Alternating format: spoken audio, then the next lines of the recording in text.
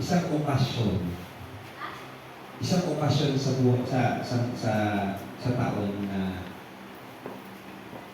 isa sa pinakamasaya. Ha? Sige. Christmas. New Year. Summer vacation. Okay. Ilang araw na lang before Christmas. Tingnan. Kaya niyo ba bilangin? Ilang araw na lang? 12? Anong araw ngayon? 13. 12. Na? Malapit na, di ba? Ilang araw na lang? Magpapasko na. Ngayon, ito yung tanong ko. Sinong birthday mo? 23. Wala mo kung anong birthday ko. December? Lower. Lower. 22. Ayan. Oh, nakakawag ka. Okay. So, dahil kung malapit ng Pasko, gusto kong tanungin sa inyo, ano ba yung meron sa Pasko? Ano bang nangyari? Bakit nagkaroon ng Pasko? Yung hindi pa nakasagot. Sige, si Ina. Birthday ni Lord, Jesus. No? Panganakan ni Lord. No? And, alam niyo ba, bakit kinakailangan ipanganak si Lord? Alam niyo. Mamaya, malalaman niyo mo. Sino may idea? Aside kay Isabel, sino may idea kung bakit kailangan ipanganak si Lord? Kailangan niya magbigay ng salita sa mundo? Sino pa? May idea? Ikaw? To bring happiness? Si Chloe, may sagot ba? Bakit si Lord kinakailangan niya magkatawang kao?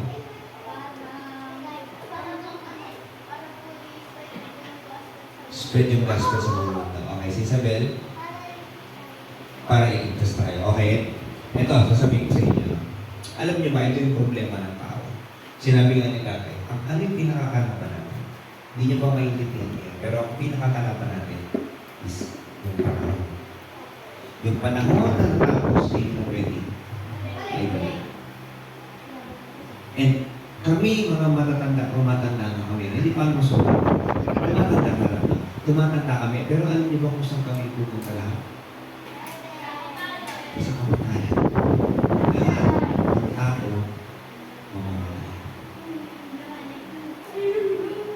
ako ng bata ako, totoo ito. Alam niyo ng bata ako, isang pagdami, isip ko pag mamamatay yung mga isip ko, umiyak ako.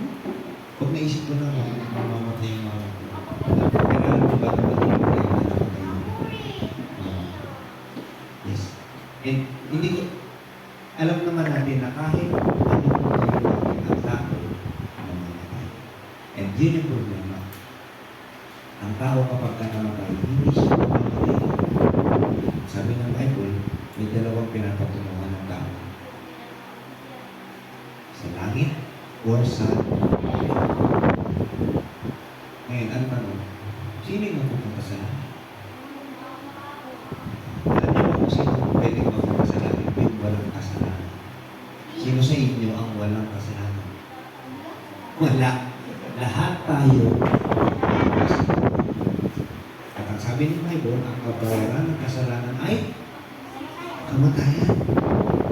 Bukas na kung namatay na mo, kaya lang yung kamatayan, yung kaluluwa mo, itatapon mo pa sa apoy ng impyerno. Doon na papasok yung text natin. Sabi si John chapter 3 verse 16. Sino nakakaalam mo? John 3:16. O sige, sa nakakaalam. Ready? English recite. For God so loved the world that He gave His only begotten Son, that Whosoever believes in Him should not perish but have everlasting life. Yung pala yung dahilan. Kasi yung tao namamatay. Tapos napupunta sa impyerno. Kaya ang sabi ng Lord, ipapadala ko yung aking anak. At siya ang kukuha ng kasalanan ng mga tao. Kaya lahat ng maniniwala Hindi sila magiging perfect kasi hindi sila perfect. Pero dahil nanampalataya tayo kay Lord, yung righteousness ni Lord, parang yung sa kanya yung malinis na damit. Di ba? May malinis yung damit. Ang ginawa ni Lord, yung malinis yung damit ibinigay sa atin. Tapos yung marami nating damit, kinuha ni Lord. Nagpalit. So si Lord naging parang makasalanan siya. Parang siya yung naging kasalanan, siya yung pinarusahan. Tayo naman na makasalanan, naging righteous dahil kay Lord. At lahat ng mananampalataya kay Lord, ang sabi ng Bible, sila pag namatay, pwedeng mabuhay ng muli. Yun, hindi reincarnation. Ang tawag doon ay resurrection. Pwedeng mabuhay. Di ba sabi ni Lord, I am the resurrection and life. Whoever believes in me, even though he died, shall live again. Kahit mamatay, mabubuhay na tayo. So sabihin, kahit mamatay, nung namatay yung mama ko, sabi ko, ibali si mama ko naman, naniniwala kay Lord. At alam ko, ako namatay, magkikita rin kami ni mama. Magkikita kami dito. Kaya kayo, siguraduhin ninyo na meron kayong pagkakakilala sa Panginoon. Kasi the reason why si Jesus Christ ay naging tao, kasi kailangan yung bayaran yung kasalanan natin. Binayaran niya. Para sa lahat ng nananampalataya, kayo kay Lord, pag namatay kayo, hindi niyo kailangan pagbayaran yung kasalanan niyo. Bakit? Bayad na eh. Anong sabi ni Lord nung bago siya mamatay? Ano yung muling-muling salita niya? Sinabi niya, pero hindi yun yung muli. Ano sabi niya? It is? It is?